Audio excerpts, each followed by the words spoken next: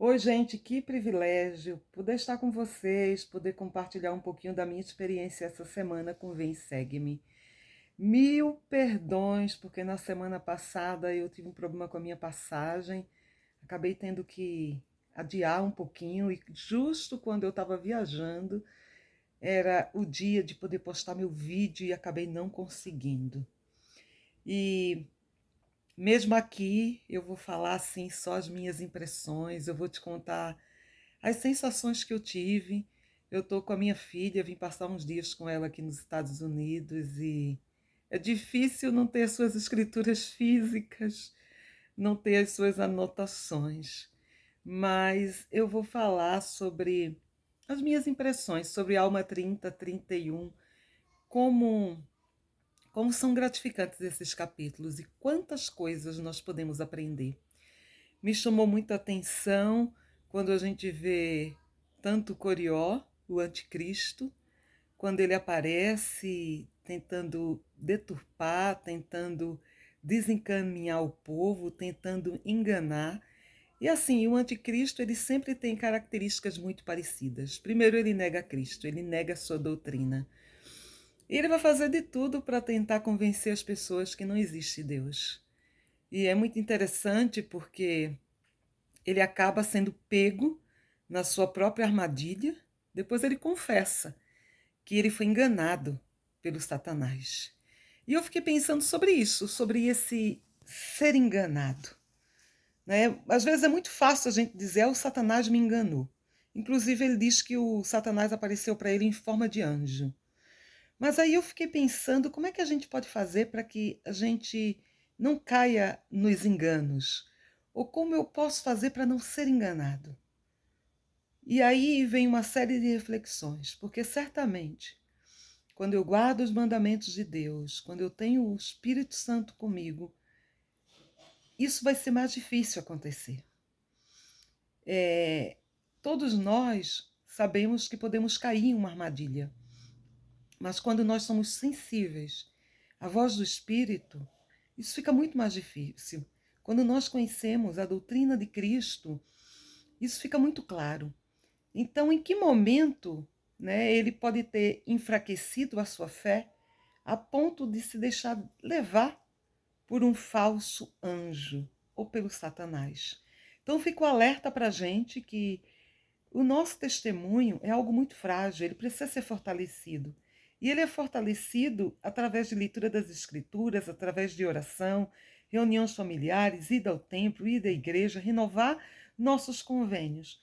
Quando a gente se afasta disso, fica muito fácil ser enganado, ser levado por palavras lisonjeiras e por acreditar em falsas doutrinas. E, bom, a gente sabe o final de Corió, que não foi um dos melhores, né? Ele começa a pedir um sinal, como todos os céticos, prove, mostre um sinal e o sinal é dado. Ele acaba ficando mudo. E o interessante é que ele, mesmo depois de mudo, ele não confessa essa sua crença em Deus ou arrependimento dos seus pecados. Ele pede que a alma tire dele, né, essa, vamos dizer assim, essa maldição que faça com que ele possa falar, mas a gente não vê um sentimento de. Não foi ele pedir a Deus. Ele pediu que a alma fizesse isso, que o outro fizesse isso. E a alma já sabia, já conhecia o seu coração. E disse: não, não vou fazer, porque se eu fizer, você vai voltar a fazer as mesmas coisas e a enganar o povo. E a gente vê que o fim dele é muito trágico, porque ele acaba indo de cidade em cidade, de porta em porta, como um mendigo. Exatamente. E a gente pode se perguntar, mas aí, cadê Satanás para ajudá-lo? Não é? Mas o Satanás não está aí. E a gente vê como o Satanás, ele arma as suas arapucas, as suas armadilhas, ele faz parecer atraente o pecado, ele faz parecer atraente as suas mentiras, mas ele depois abandona. Ele não fica do nosso lado. Né? Então, os homens que caíram, a gente consegue ver isso. O Satanás prepara tudo para que eles caiam, mas não fica do lado deles para salvá-lo. Quão diferente de Cristo. E ele acaba confessando, né, que sempre soube que existia um Deus. Sempre soube, mas preferiu a mentira. Preferiu seguir a Satanás. Ele fez uma escolha. Então nós precisamos ter muito cuidado com as escolhas que fazemos na vida. E é lindo o testemunho de Alma, porque ele diz, sim, tudo mostra que existe um Deus. E, gente, tudo mostra que existe um Deus. Eu estou aqui em Utah e a gente fica passeando pelas cidades e vendo as montanhas. É tão lindo observar essa geografia, observar a paisagem e como o Senhor preparou cada lugar desse mundo, de como a natureza é um retrato das criações de Deus e do amor que Ele tem por nós. Ver a diversidade das árvores, observar o clima, observar as montanhas, é precioso demais. E eu já compartilhei com vocês de uma outra vez que eu estive aqui e quando eu olhava esse estado, né, e quando eu via todas as montanhas, a dificuldade dos pioneiros de chegar, o meu coração se enche sempre de muita gratidão.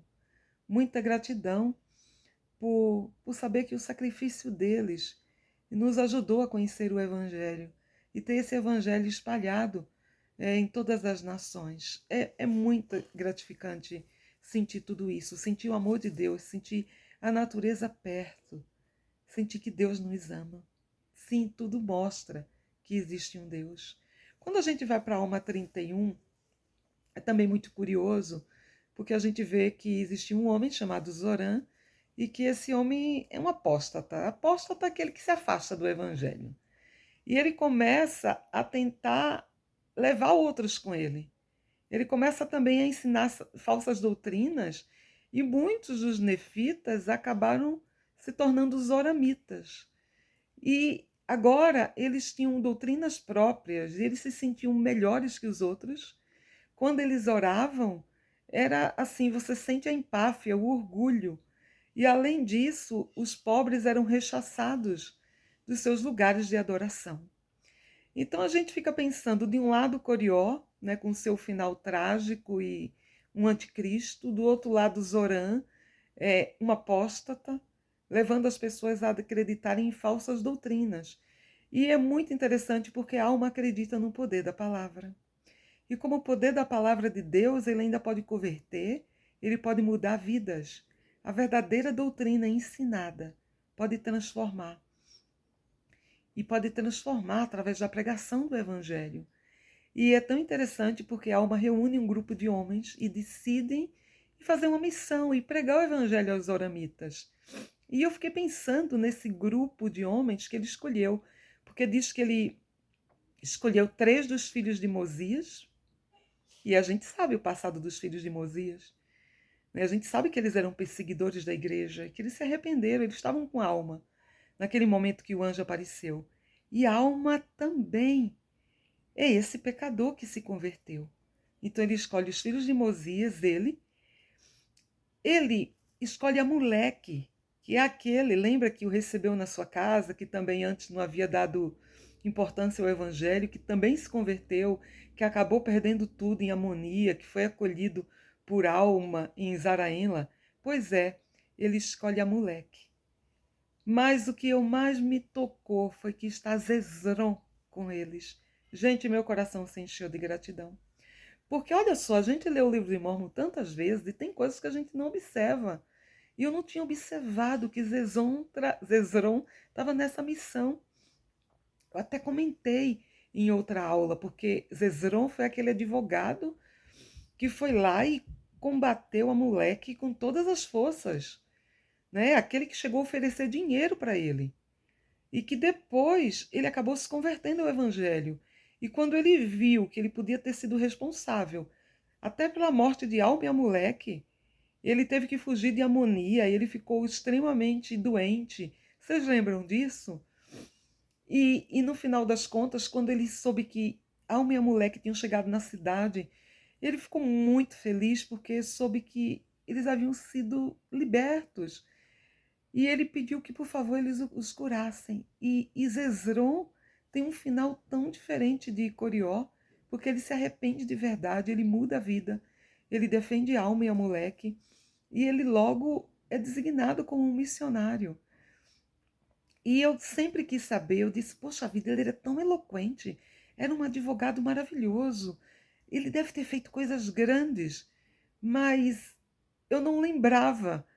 E aí agora eu vejo que Zezron foi designado para essa missão, ele está entre os zoramitas pregando o evangelho.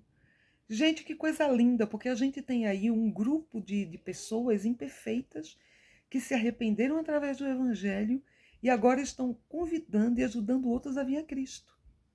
A Alma também escolhe 2 de seus filhos. A gente sabe que um deles, mais adiante, a gente sabe que vai pecar, que vai cair.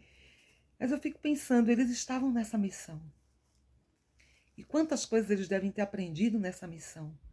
Ou talvez Alma soubesse que eles precisavam ir para essa missão, que ajudaria no seu fortalecimento ou nas experiências pelas quais eles passariam na vida. Então, essa comitiva de homens que precisaram se arrepender, de homens que mudaram suas vidas ou que ainda vão passar por situações de pecado, mas que vão entender que Cristo é o único ponto de retorno, é maravilhoso. Gente, é maravilhoso ver como eles testificam de Cristo. E como o único objetivo deles é fazer com que eles venham a Cristo. Eles falam da angústia do coração quando eles veem esse povo se afastar da verdadeira doutrina de Cristo. De como eles desejam que todos se fortaleçam e aceitem o Evangelho. Eu sou tão grata por esses capítulos que têm tantos ensinamentos, que nos ajudam a não ser enganados, que nos ajudam a abrir os olhos em relação ao tipo de membro que precisamos ser. Todos nós somos membros missionários. Todos nós podemos pregar o Evangelho. Todos nós podemos estender a mão amiga a alguém que por algum motivo cedeu a tentação ou cedeu a apóstatas, alguém que de repente se viu do lado escuro e que precisa voltar. Sou tão grata por esse desafio do presidente Nelson, que a gente possa ir atrás e resgatar essa uma ovelha, essa uma, que muitas vezes nós conhecemos e que vem na nossa mente. Preciso ministrar fulano, preciso fazer isso por fulana. Que o Senhor realmente nos abençoe até essa capacidade de observar a nossa volta. Que a gente possa usar o Espírito Santo como guia na nossa vida, para evitar os enganos, a se fortalecer.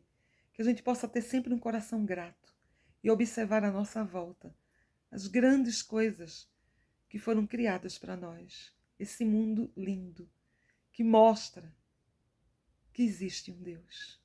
Sou grata pelo Evangelho, grata pelo livro de Mórmon, que nos ensina como pessoas imperfeitas podem mudar suas vidas, que nós podemos mudar nossas vidas, que nós podemos ser melhores, que nós podemos pregar o Evangelho. Sou extremamente grata por essas coisas. Que o Senhor nos abençoe muito e um ótimo final de semana. Até a próxima.